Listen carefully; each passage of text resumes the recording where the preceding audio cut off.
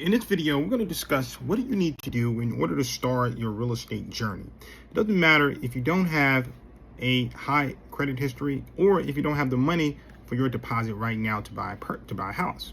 So I'm going to give you one key strategy that you can use, that you can always use, no matter, even if you make a mistake and you don't have any money left in your account. So the number one thing you got to do right now is just subscribe to the channel to get wonderful content just like this. So I think the best way to really start off in real estate is to be a wholesaler. All you really need to do is just wholesale maybe 3 or 4 deals, because on each transaction, you're going to get about $5,000 to $10,000 per transaction. And that should be enough in order for you to make a deposit on a single family house that you could ultimately flip yourself. So the rate in which you really want to start off getting or buying or getting into a wholesale contract is to, number one, take out a secured credit card, or you can do an unsecured credit card. Either or is good. Now, what this is going to do is it's going to give you the money in order for you to put that down as a deposit for your wholesale contract.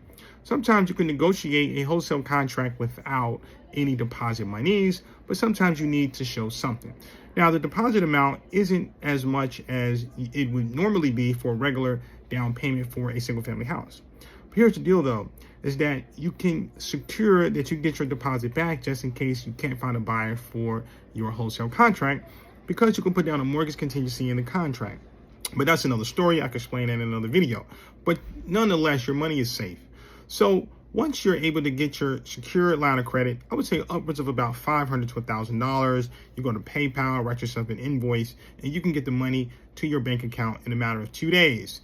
With that being said, on top of that, so you have to start looking for the right type of deals. Now that you have your money in hand, you got to start identifying what's a good wholesale contract. What's a good property that you can strike a contract with the seller with, that a buyer will ultimately buy. I mean, because the way it works is that you're going to have a contract in your hand. That's a PDF. You're going to give this contract to the seller. Okay. And this contract itself is going to be assignable to another buyer. It's going to have the terms in there that's going to say that in the event that the buyer doesn't buy this contract, you can get your deposit back. Also, with that being said, you have to know what the market value is of that house you're looking to get into. So let's say you see a house and it's worth $200,000, fully renovated.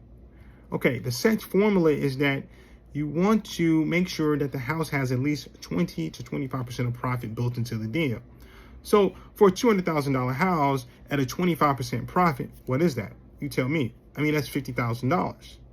So that gives you a good idea as to how much money you're going to make when you find your own deal and when you're able to fix and flip your own deal. Nonetheless, you know for this house that you got to make at least $50,000 of profit, because that's 25% of $200,000. So minimally, the offer you're going to submit to the seller is $150,000. Now, you're not done yet though.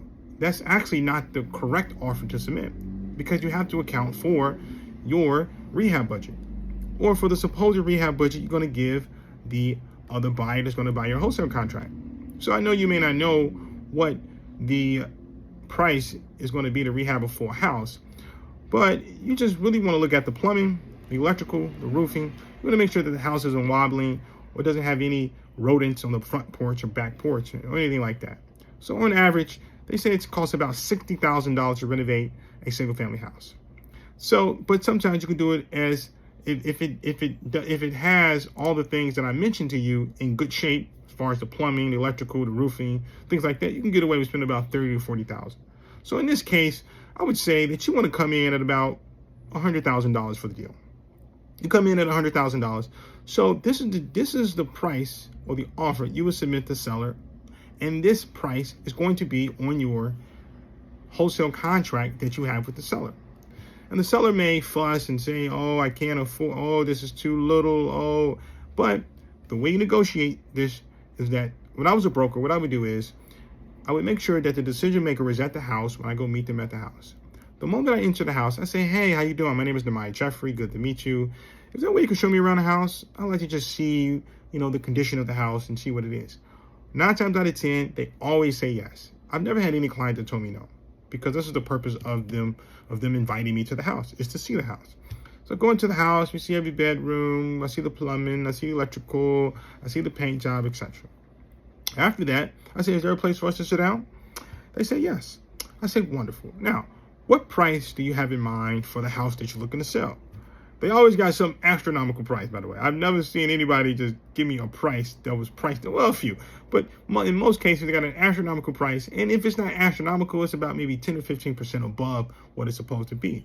Nonetheless, before you came into this meeting, what you were supposed to do is do a full comp analysis of at least 10 homes that sold in the last 6 months in great condition in their neighborhood. You have that printed out and at the meeting with your wholesale contract ready to go. Now the seller is talking about the house. She's like, I need $200,000 for the house. You say, oh, wonderful. Now, why do you think your house is worth $200,000? This is the first question you ask. Why do you think it's worth $200,000? So the seller's going to say, oh, because I seen a house down the street that sold for $210,000. So I know I can probably get $200,000 for a house. You say, oh, that house did sell for $210,000. But did you see the condition of the house? And by the way, I've looked at some comps in the neighborhood just to give you an idea as to what homes are selling for. So you go through each house and you explain the condition of each house. And you say, look, on average, your house can sell for $200,000 fully renovated. But as you know, because your house needs work, I don't think you're going to be able to get this price. So with that being said, would you consider something along the lines of $100,000? And here's how I got to this number. You got to explain to the seller how you got the number that you got. Because if not, they're not going to understand it. So you say, look, I got you $100,000. I'm estimating, based on what I saw in the house today, I saw the roof is leaking. I saw that the electrical is not properly working. One of the boilers are out, half the boiler's out. So I estimate those numbers to be about $40,000 to $50,000 worth of rehab work. You got to understand too is that you're not going to sell this house to an end user because an end user is looking for a house that's fully renovated. So the only other buyer you got to sell this house to is to an investor. And I know thousands of investors. Now this is me talking to the seller in this way, so you understand what's happening. And then the seller says, and then you continue on. You say, look, also you know that the investor that I'm going to give this contract to has to make a profit, right? He's not doing this for his health. I mean, just imagine if you were trying to sell a house, you wouldn't want to sell it for your health. You want to make some profit in the whole process. I mean, this guy has to renovate the whole house, and the profit that the buyer is asking for is pretty normal. It's the typical profit amount that all property investors go for, which is 25%. Now, my investor may do 20%, or nonetheless. Now, I know that was a long statement, but it's more of a conversation you're having with the seller at that time about all these different things. So I think in most cases, I've worked out, I remember I did a seller agreement with a seller. And I say, look, how about this? I'll put it at $100,000. How about this? I'll put it at, because there's always a time frame on the wholesale contract, right? So I'll put it at $150,000 for the first 30 days. And then the next 30 days, I'll drop it down to 100 and I'll see what activity we get on the drop of $50,000. And then sometimes they say yes, sometimes they say no. But if they say no, you say, well, thank you. If you have any other questions, give me a call. Here's my name. But nonetheless, I'm an honest guy. I'm here to do a good job for yourself. And if you want the house sold under 30 days, most likely in 14 days, I can get it done. Because you got to understand that most times sellers, when they want to sell the house, they need the money. They're probably behind on their mortgage and they're probably behind on their taxes. So they want to sell the house as soon as possible. So that's where you add value to the seller. And you say to the seller, look, I can get this done for you immediately. Another component to think about is like, what is the main problems that the seller's having? You want to identify those in the meeting that you have with the seller. But nonetheless, this is how it's done. Once, let's say the seller says yes, she signed a contract. She says, look, I'll need some deposit. You give her a deposit, it will say $500. After that, your next goal is to take this contract and to put it on Craigslist. I did all my deals on Craigslist. I love Craigslist, okay? You put it right on, either on Craigslist or I know people. So you call. I had a database of over 600 buyers. I would just call and look, this what makes this so simple is that once you put the house on Craigslist. And by the way, that day that you negotiate with the seller, you want to come back and take photos of the house on the inside and outside. You negotiate another meeting with the seller to do so. So you put all those photos on Craigslist, and you put the price you're selling it for $100,000.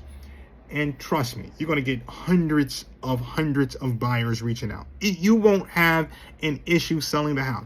Why? Because the investor knows that the comp in that particular neighborhood is $200,000. So they know they're going to make their profit of 25%. You've already, and then you're going to put in there, look, it only take about $40,000 worth of rehab work. That's a clean, good deal. And what you do, you have another set agreement with the buyer, and you're going to say, look, you got to pay me 10 grand. And they may fuss, but you may fuss, give me 7, 8, whatever. You negotiate, but you really want to stand firm your commission. 10 grand is the price. And if the numbers are tight, you can go down to 5 grand. It's okay, but no less than 5. You take no less than 5 grand. So this is how you want to wholesale a contract right now in 2025.